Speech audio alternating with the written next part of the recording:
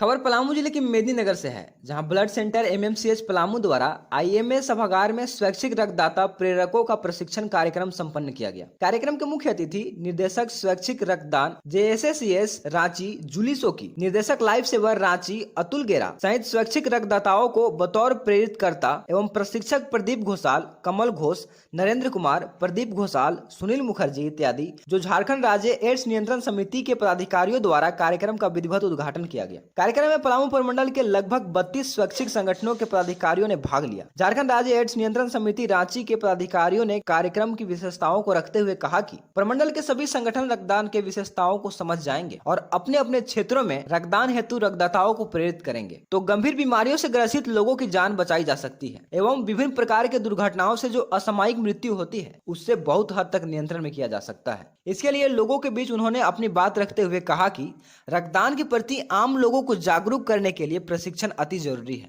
इन्हीं बातों को ध्यान में रखते हुए यह कार्यक्रम रखी गई थी, जिसमें आप सभी लोग उपस्थित हैं और प्रशिक्षित होकर आप अपने अपने क्षेत्रों में जाएंगे और रक्तदान हेतु लोगों को प्रेरित करेंगे। इसके साथ ही उपस्थित स्वैच्छिक संगठन के समाजसेवियों ने भी अपनी अपनी बातें रखने का काम किया, जिसमें अखिल भारतीय आदिवासी महासभा केंद्रीय सचिव अजय सिंह चेरो एवं अन्य संगठन के लोगों द्वारा रक्तदान के क्षेत्र में अपनी अहम भूमिका निभाने के लिए सहमति जताई गई एवं रक्तदान करने हेतु लोगों को जागरूकता कैंप लगाने की बात कहा और रक्त केंद्र एमएमसीएच मेदिनीनगर को हर संभव सहयोग करने का भरोसा जताया। कार्यक्रम में अखिल भारतीय आदिवासी महासभा पलामू, मारवाड़ी युवा Manch Daltonganj, Dainik Bhaskar Palamu, HDFC bank Daltonganj Palamu, Navjeevan hospital Satbarwa, axis bank Palamu, Shri Satya Sai सेवा ऑर्गेनाइजेशन पलामू इत्यादि कई सरकारी एवं गैर सरकारी संस्थाओं से प्रतिनिधियों ने कार्यक्रम में हिस्सा लिया। मेदिनीनगर से द न्यूज रेवोल्यूशन संवाददाता की एक खास रिपोर्ट।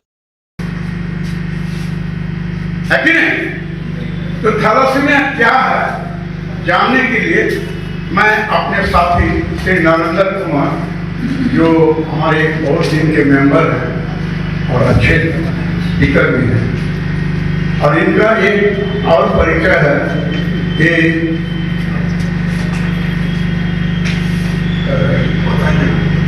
पतंजलि योग का जिला प्रभारी है। मैं नरेंद्र कुमार जी को रिक्वेस्ट करूंगा वो बताएं। बहुत बहुत धन्यवाद सुनील सर। रक्तदान की बात हो रही है और माहौल इतना ढीला ढाला रहेगा तो कैसे चलेगा। तो आइए मेरे साथ एक बार नारा लगाएंगे, रक्तदान महादान, रक्तदान महादान। आप सभी को बहुत बहुत प्रणाम। और आप सभी से मिल करके जमशेदपुर से आए हमारी पूरी टीम बहुत ही उत्साहित है, उल्लाहित है। जब मैं रास्ते में आ रहा था तो डाल्टनगंज के बारे में कुछ जानने की इच्छा हुई और हमने सर्च माना तो कुछ जानकारी सामने आई। डाल्टनगंज ये पुराना नाम है।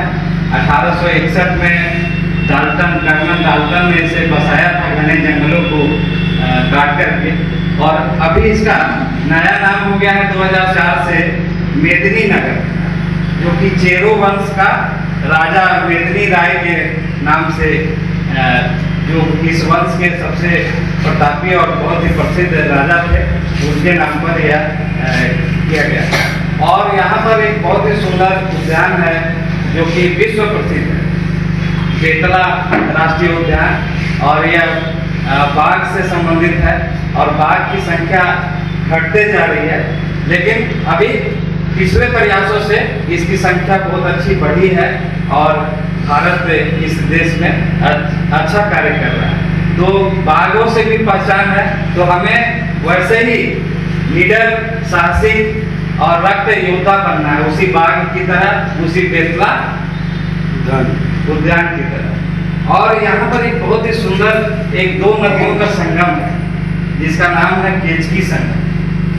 केचकी संगम यह दो नदी है, कोयल नदी और औरंगा नदी। तो हमें लगता है कि हमारे भी दो महानुभाव जिनके संगम से एक इतना बड़ा संगठन खड़ा हुआ और आज झारखंड ही नहीं पूरे भारतवर्ष का एक एक क्षेत्र जाकर के और रक्तदान आंदोलन के रूप में इसको प्रसारित किया जा रहा है।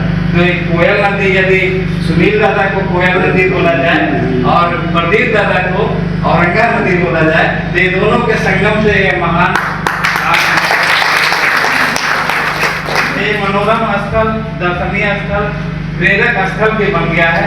तो ये दोनों महानुभावों को मैं नतमस्तक होकर के बहुत बहुत प्रणाम। तो एक व्यक्ति से 350 ml 450 ml रक्त निकाल भी देते हैं तो क्या व्यक्ति को कोई प्रभाव पड़ता है? कोई निगेटिव प्रभाव नहीं पड़ता है, बल्कि उसका स्वास्थ्य बहुत अच्छा होता है। जैसे कि गोसाल ने अपने पिछले प्रेजेंटेशन में बताया कि हार्ट अटैक की समस्या दूर हो जाती है। कई फायदे हैं रक्तदान, ये एक अलग विषय है। तो पूर्ण में से पूर्ण निकाल देते हैं और उससे एक जीवन दान मिलता है, एक नए जीवन का सृजन होता है। तो यह है रक्तदान, इसकी महिमा उपनिषदों में भी बताई गई है। तो ये कार्य हम लोग कर रहे हैं। और फिर अभी वर्तमान समय में एक बहुत ही सुंदर गीत भी आप सभी सुने होंगे भजन के रूप में कि किसी के काम जो आए उसे इंसान कहते हैं और पराया दर्द अपनाए उसे इंसान कहते हैं। तो ये इंसानियत से जुड़ा हुआ। जबकि पहले लाइन में सुनील सर ने कहा ये रक्तदान का आंदोलन जो है दिमाग का नहीं है बल्कि दिल से जुड़ा हुआ चीज है। तो यह इंसानियत से जुड़ा हुआ चीज है, हृदय से जुड़ा हुआ चीज है। तो आइए हम सभी इस पवित्र कार्य को जो कर रहे हैं या जो ईश्वरीय कार्य को कर रहे हैं उसमें एक कदम और आगे बढ़ाना है।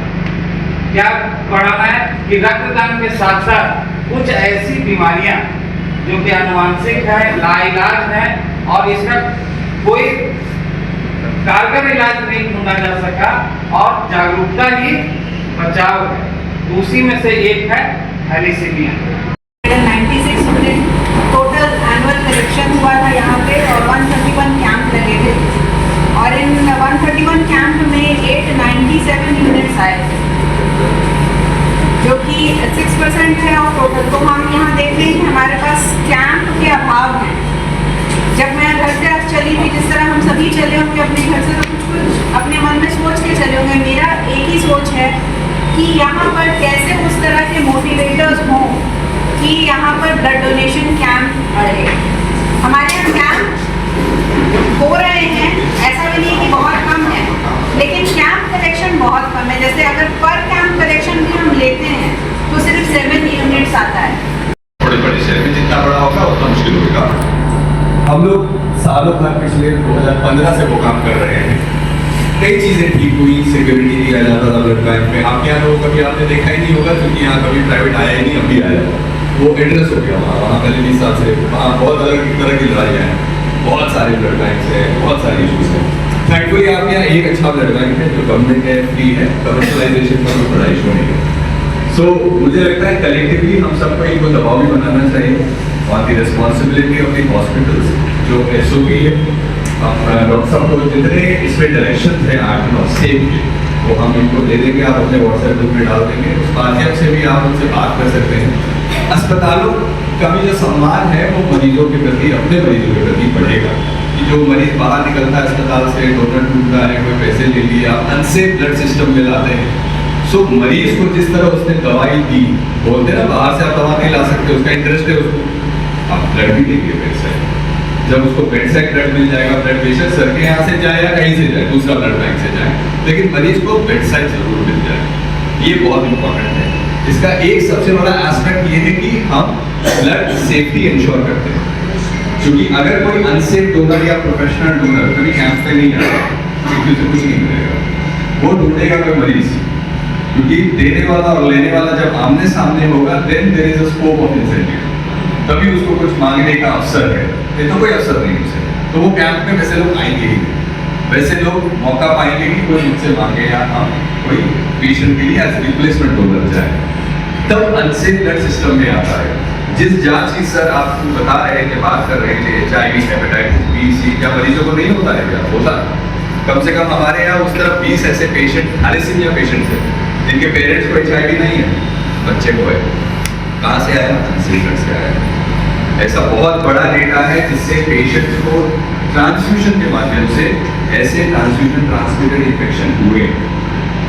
हम कई बार ऐसे मीटिंग्स में उसकी चर्चा नहीं करते, it is not very important क्योंकि समय इतना कम रहता है और जो इंपॉर्टेंट रेलेवेंट टॉपिक नहीं समय खत्म हो जाता है। तो blood safety is a very very important topic. तो ब्लड जब हम इंश्योर करेंगे कि सारा 100% वॉलंटरी डोनेशन से आए, एक स्वैच्छिक रक्तदाता से आए जो बिना किसी लोग मोह, बिना किसी ऐसे लालच के, क्योंकि वो शिविर में ही वो लोग मिलेंगे। वैसे लोगों का आने का खतरा सब रिप्लेसमेंट में, शिविर में वैसे लोग कभी नहीं आएंगे। शिविर में आप सिर्फ फ्रूटी देने वाले हैं, पानी देने वाले हैं, जो उस वक्त आपको एक रिफ्रेशमेंट के रूप में उसके शरीर को देना है। इसके बियॉन्ड कुछ नहीं है। इसके बियॉन्ड जो है वो प्राइसलेस है, अगर उसकी कीमत को समझ पाए तो। सर्टिफिकेट है, थैंक्स गिविंग है, आपका स्माइल प्राइसलेस है, इसके बियॉन्ड हम कुछ नहीं देंगे उसे। सो हमें लोगों को मोटिवेट करना है, जितने लोग रिप्लेसमेंट करते हैं उनको मोटिवेट करना है। उन्हीं की वजह से इमरजेंसी होती है। आप नहीं दे रहे थे, जैसे सर ने बोला 3 लोगों की जान चली गई, आप नहीं दे रहे थे, हालांकि मजाक में बोला, किसी की नहीं गई होगी, नहीं दे रहे थे इसीलिए वहां ब्लड देंगे। वही लोग अगर नियमित रूप से साल में 4 बार देते रहेंगे तो ब्लड रहेगा, ब्लड। तो हमें लोगों को ये बताना है। लोग हैं उन लोगों से बात करेंगे। सबसे पहले कोई भी कैंप शुरू करने से पहले एक ट्रेनिंग का एक प्रोग्राम रखिए वहाँ पे। उसके जो मुख्य लोग हैं उनको बुलाइए, वहाँ बैठाइए और ब्लड के बारे में सारा जानकारी दीजिए।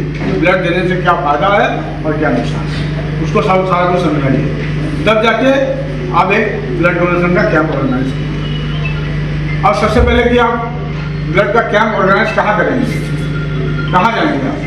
ब्लड का आपको ब्लड डोनेशन करवाना है, आप कहाँ जाएंगे? हमको कहाँ जाना है? स्कूल में जाना है, गांव में जाना है। गांव में जाने से पहले क्या करेंगे? गांव में घुसने से पहले सबसे पहले मुखिया से बात करेंगे। कोई स्कूल में कैंप ऑर्गेनाइज करेंगे तो उसके लिए क्या करना है? उसके लिए प्रिंसिपल से मिलेंगे। तो इस तरह से कोई भी धार्मिक संस्था है, वहाँ का जो संस्था का जो मेन है उससे बात कीजिए। तो इस तरह से सब जगह में जाइए और पहले उसके मुखिया जो है उनसे बात कीजिए, उसका जो मुखिया होगा उनसे बात कीजिए और उसके बाद फिर उसको ये ट्रेनिंग प्रोग्राम के लिए बोलिए और उसके बाद ब्लड का जो कैंप है वो ऑर्गेनाइज कीजिए। इससे क्या होगा, आपका कैंप में जो लोग हैं, जो डोनर है, वो डोनर का संख्या में वृद्धि होगी। हम एक ब्लड का कैंप ऑर्गेनाइज करेंगे और हम किसी को ब्लड के बारे में कोई जानकारी ही नहीं है, तो अगर कोई डोनर को हम बोलने जाएंगे, अरे सुनिए ना वहाँ पे आइए ब्लड दे देंगे, तो वो क्या बोलेगा? बोलेगा हम अपना घर का खाते हैं और जाके वहाँ ब्लड दे देंगे। हम इतना अच्छा चीज़ खा के हम अपना शरीर के लिए ब्लड बनाते हैं और ब्लड को हम डोनेट करके आ जाएंगे, ये उसके मन में भ्रम है। तो ये जो अभी जो प्रदीप सर अभी क्लास लिए हैं, ये ब्लड और साइंस के बारे में उसको बताइए, क्या है ब्लड, क्या है ब्लड के बारे में जो कुछ जानने के बाद तब उसको बोलिए तो कुछ समझ में आएगा और वो खुद भी आएगा और सबको लेते हुए भी आएगा। Thank you. वीडियो अच्छी लगी हो तो हमारे चैनल को लाइक करें, शेयर करें और सब्सक्राइब कराना भूलें। हमारे चैनल के साथ जुड़ने के लिए फेसबुक, व्हाट्सएप, ट्विटर, इंस्टाग्राम व पब्लिक ऐप पर द न्यूज़ रिवोल्यूशन लिखकर सर्च करें।